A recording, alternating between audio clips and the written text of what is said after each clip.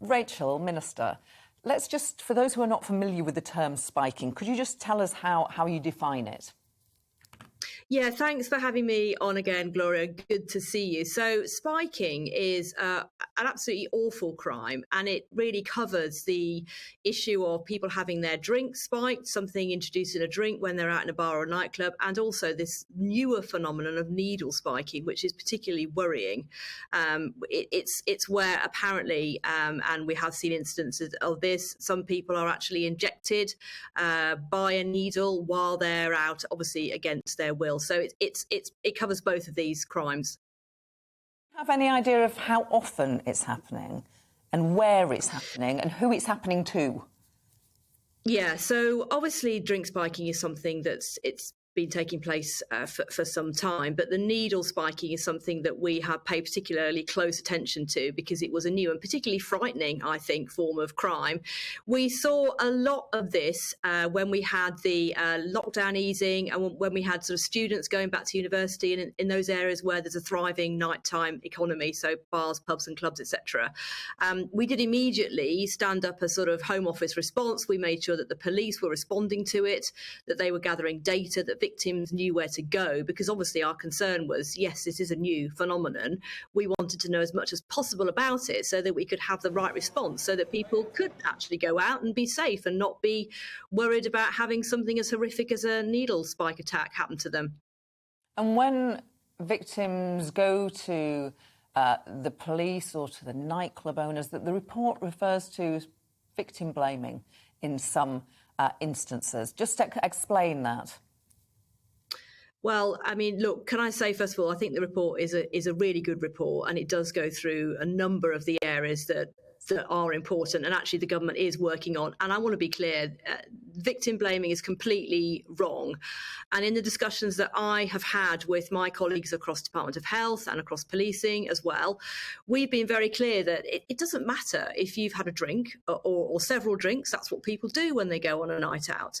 And it could also be the case that people have got other substances in their system, but that is not a reason not to come forward for help. So can I just put out very clearly that if you think you've been a victim of spiking, either by a drink or by a needle, please go forward and seek help. So we are issuing guidance across the board to A&E departments and also to GPs and all those primary care settings.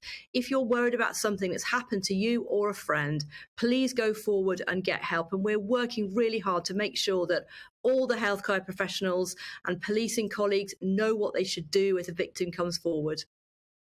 How likely is it for perpetrators of this awful crime to get caught and be punished?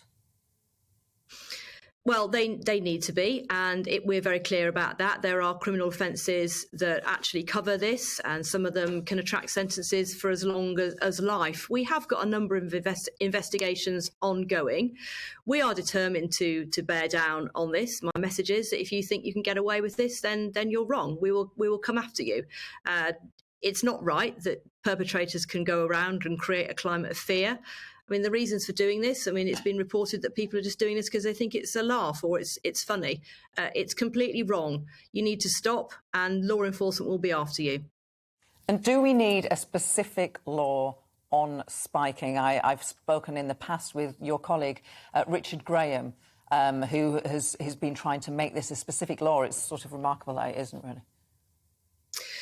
I want to be clear that we have laws already against this type of behaviour. So we already have laws that we are using to go after and hopefully bring to justice some of these perpetrators. As I said, they can be sentenced for as long as life. So if you're thinking this is something that's fun to do on a night out, I would say think again.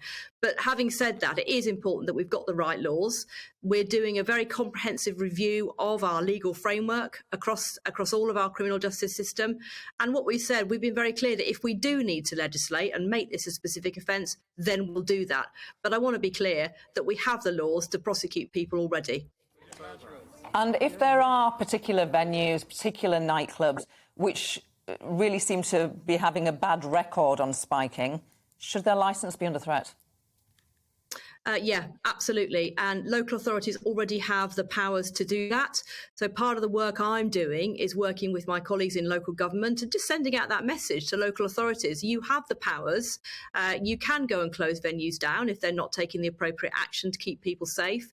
There's obviously a range of measures that they can use.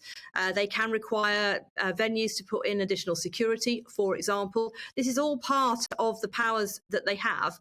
They need to be using those, and they need to be keeping on top of any incidents that are happening. There's no excuse really for any area and any nightclub to be sort of turning a blind eye to this. And actually, I know that this is from my children who are regular nightclub goers. They tell me that actually there are searches and there is additional security happening in many venues. It's not something I can vouch for personally, but it is absolutely the right thing to be happening. And I would urge all nightclubs to look and see if they do need to put in place additional security, because it's in their interest. Obviously, we want women and girls to go out and feel safe.